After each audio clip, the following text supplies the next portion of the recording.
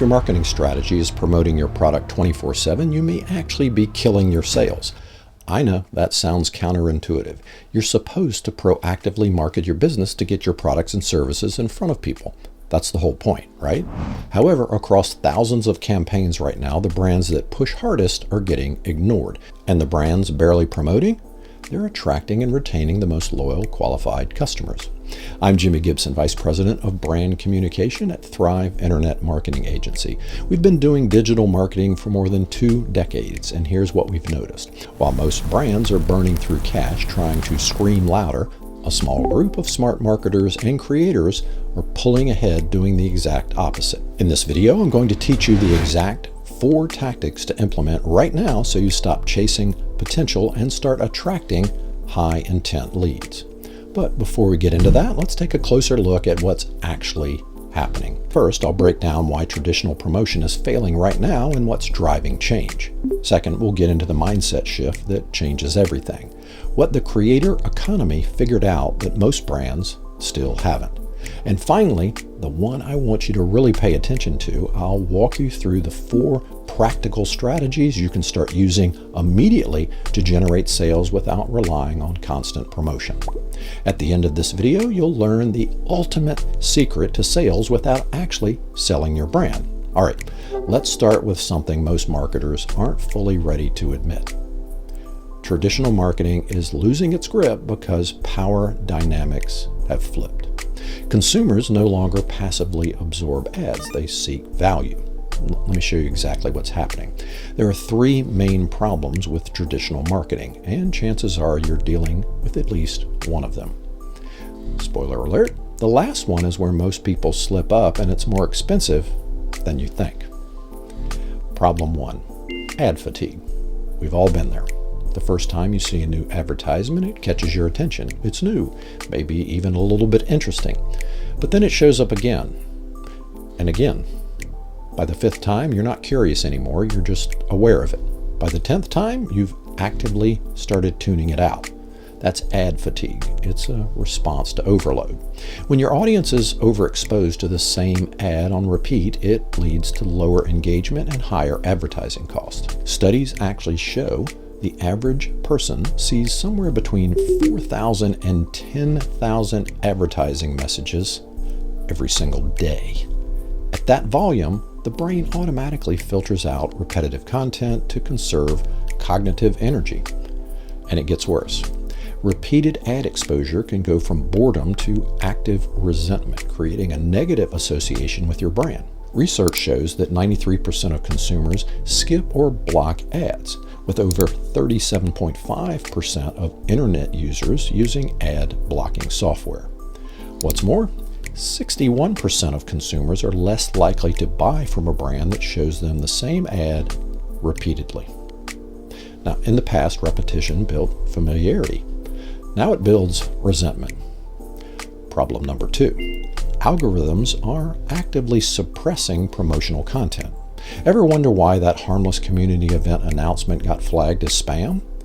Here's something that doesn't get talked about enough in marketing meetings. Beyond content moderation, algorithms now interfere with the flow of information, amplifying some and suppressing others. At a basic level, platforms aim to protect user experience. If you're pushing too many ads or overly promotional posts, your end user scrolls faster, engagement drops, and the platform loses attention. So the algorithm steps in like an overzealous gatekeeper, filtering out anything that looks like a promotion before users have a chance to react. And problem 3, consumer trust has collapsed. This one matters more than anything else in this video. Trust is the new form of currency for businesses, and it's in short supply thanks to the seemingly rapid evolution of artificial intelligence. Let's look at the statistics. 6 in 10 consumers have already lost faith in digital retailers, believing that businesses routinely misuse their personal data. 40% of consumers feel that brands just don't get them. And 60% say the marketing emails they receive are irrelevant. Evidently, skepticism is reshaping how consumers engage with what they see online. Customers are more alert to emotional manipulation and untrusting of overly polished campaigns. To overcome a trust deficit, you can't just keep doing what you've always done. So where exactly do you begin? Simply, people still want the same things. They love to learn. They want to be entertained. They need solutions to their problems. They just don't want you to sell them a solution until they're certain you actually know what you're talking about. And this is the exact shift the creator economy is built on. If I told you 10 years ago that a random guy could post a 60-second video and sell out a restaurant overnight, you probably wouldn't believe it and laugh at me. But today, a simple, unfiltered lunch review video can outperform a 6-figure ad campaign. Once viewed as a playground for influencers, today's creator economy is at the center of business strategies, and it's only getting bigger. Let's dig a little deeper. In simple terms, the creator economy is ordinary people making money online doing what they're good at or wildly passionate about. They review products, teach skills, bake, rant, dance, design, and build. Some do it full time, others just for fun, and somehow it works. That's because consumers are hungry for something they've been missing for years: trust, realness, credibility, human connection. The old marketing model where you promote your brand by making all the promises you think your audience wants to hear doesn't work anymore. Consumers are tired of polished, scripted ads. In the creator economy, brands that break through provide value first to build an audience and earn trust, then sell later. Now, you might think that sounds obvious at first, but if you really think about it, it's the complete opposite of how most businesses still operate today. Most brands start with the product, then push. But the problem is, if there's no trust yet, the push or promotion falls flat. And that's why it feels like you're burning through your marketing spend just to get the same results. Now, compare that to what creators are doing. They start by providing value and showing up consistently, bringing honesty, relatability, and niche experience, the exact ingredients businesses need to build real connections. So when they eventually recommend something, it doesn't feel like a promotion. Now, if you're sitting there thinking, yeah, but that doesn't actually translate into real results. Fair question, but this isn't just about theory. The data supports this. According to a recent Sprout Social study, 61% of consumers trust recommendations from creators more than they do brand advertising. And honestly, that number isn't surprising because this is exactly what thought leaders have been saying for years. Seth Godin, an influential American author and marketer, has built an entire philosophy around this. Godin advocates for empathetic, permission-based connection, an approach that focuses on building trust rather than relying on selfish, interruptive tactics. He argues convincingly that trust is a scarce asset, and to earn it, you must, first, provide immense value without expecting an immediate return. And second, ensure expectations and experiences match consistently. And this isn't just one person's perspective. Scott Galloway, a professor of marketing at NYU Stern School of Business, best-selling author and entrepreneur, echoes the same idea. Galloway urges that modern brand dominance is driven by capturing consumer attention and fostering trust through authentic storytelling. According to him, brands must create emotional connections to reduce decision fatigue and justify that premium pricing. Now, if this still feels a bit theoretical, Gary Vaynerchuk, or Gary V as most call him, a serial entrepreneur and 6-time New York Times best-selling author, has built an entire business around this simple idea. Provide value without expecting anything in return. Long before the creator economy became a buzzword, Vaynerchuk was already doing this with a wine library. Instead of relying on traditional advertising, he showed up consistently with daily videos and unfiltered wine reviews. No scripts or hard sell. He later popularized the jab, jab, right hook, which emphasizes providing immense value up front through education, entertainment, or inspiration before asking for a sale or a favor. The jabs are the real value, and the right hook is the ask. Now, this is where most people get it wrong, because for Vaynerchuk, it's not about giving value, it's about giving without keeping score. No immediate expectation or hidden agenda, just consistent contribution. Only then comes the right hook or the sale, because by that point you've already earned attention and trust, so the ask doesn't feel forced. But here's the real question. Who is doing this successfully right now? Let's look at some of the creators who actually dominate. The most successful creators in 2026 are not winning because they got lucky. They're winning because they understand how attention works and how trust is built and how content turns into revenue. And when you look closely, a clear pattern starts to emerge. Here's the checklist. Number 1, they lead with ideas that are hard to ignore. The content is built around strong concepts, clear hooks, and formats people instantly want to click on. The idea itself creates the curiosity. Number 2, they focus on keeping attention before trying to sell. Instead of forcing promotion into every post, they make content people genuinely want to watch, follow, and come back to. Number 3, they build the audience first, then expand into offers. They don't stop at views or followers. Once attention is there, they create ways to monetize it through products, services, experiences, or other business ventures. Number 4, they treat content like a business, not just a creative outlet. They are not only chasing reach, they are thinking about positioning, income, long-term value, and how their content supports a larger business model. And number 5, they do not rely only on ad revenue. The strongest creators build income streams they control, often through higher value offers sold to the right audience rather than low value offers sold to everyone. Number 6, they give away real value for free. They share useful insights, practical tools, lessons, and insights up front. That generosity builds trust faster than constant self-promotion ever could. Number 7, they teach from experience, not just theory. Their content feels convincing because it comes from doing, testing, winning, failing, and learning in real time. Number 8, they're open about what worked and what did not.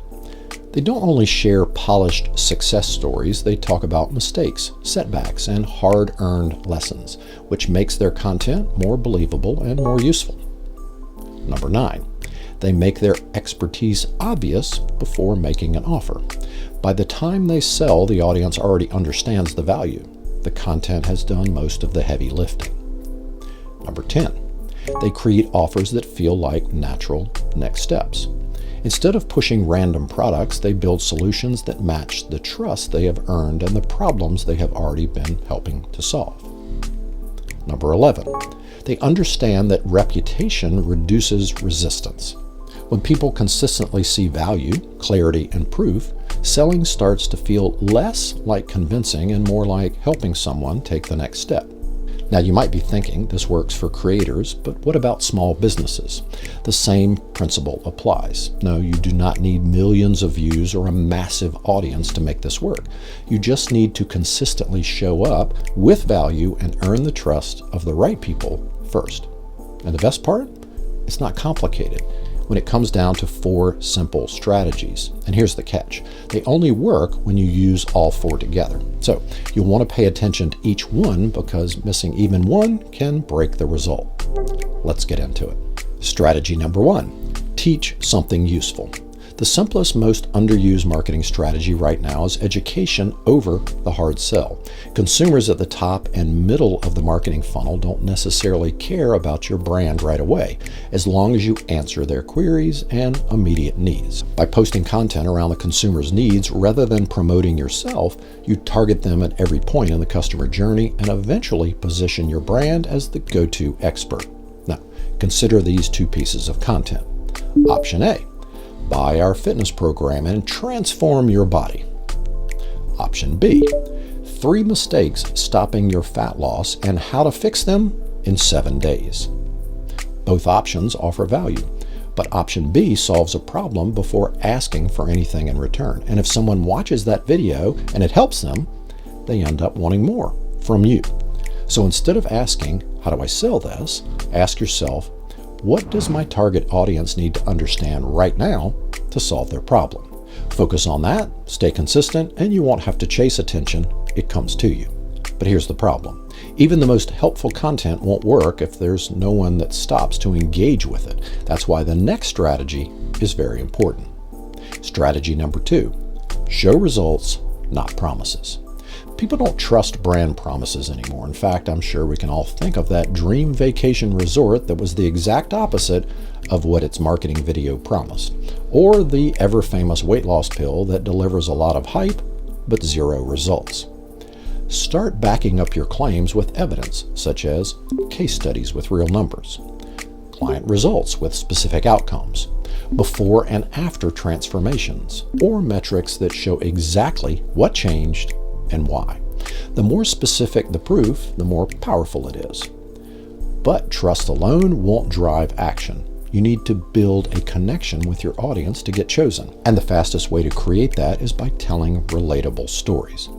So let's dive into the third strategy, because this is what turns attention into action.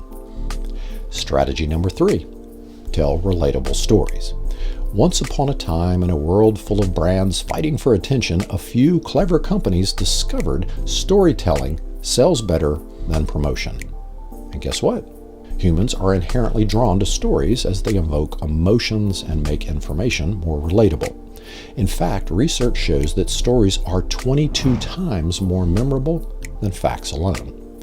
This gives brands a big edge that's hard to ignore. And yet most business content you see online is built like a brochure full of sales speak. The good news is you don't need to overthink this. The framework we use, and that you can apply immediately, is simple. Identify the problem.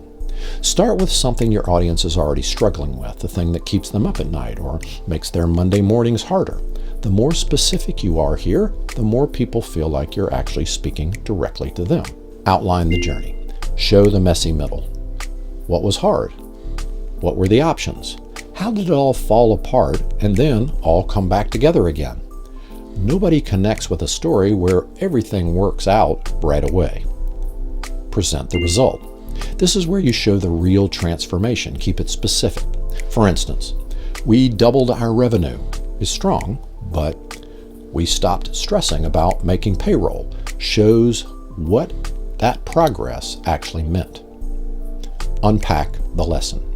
Don't just tell a story and move on. Spell out the takeaway. What should the viewer learn from this? What should they do differently after hearing it? You can turn almost anything into a story.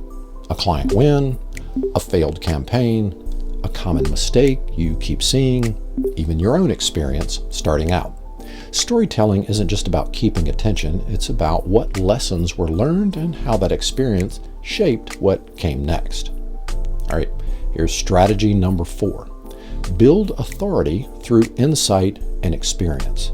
After more than 2 decades in this industry, one thing we've seen over and over again is most people completely misunderstand authority.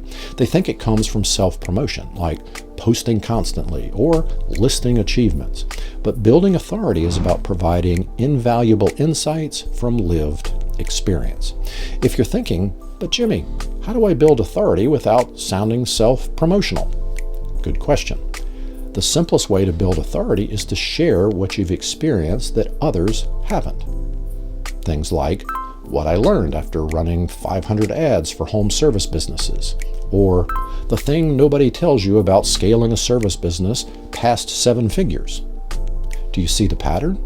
You're not playing it safe with vague advice or handing out recycled tips.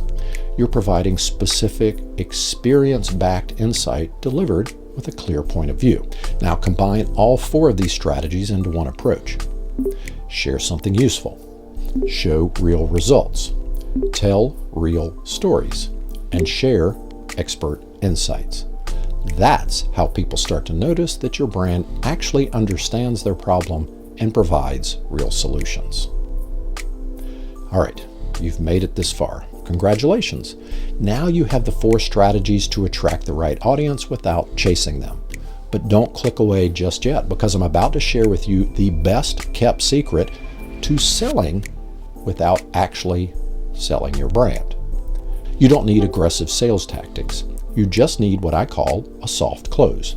See, when you spend time and resources actually helping someone, you've built up a massive amount of trust equity. However, if you end that by screaming, "Buy my program now or the price goes up at midnight," You literally just went from being a trusted mentor back to a salesperson in 3 seconds. The soft close sounds more like this. If you want help implementing this for your own business, there's a link to work with us in the description. If not, no worries. Just keep using these tips and let me know how they work for you. That's it. No fake urgency or pressure. Why does this work? Because you've flipped the power dynamic. You aren't begging for their business. You're offering your expertise as a resource and letting them decide on their terms. At the start of this video, I told you that promoting your product all day may actually be killing your sales. Now you know why. The real formula is simple. You provide value by solving a problem.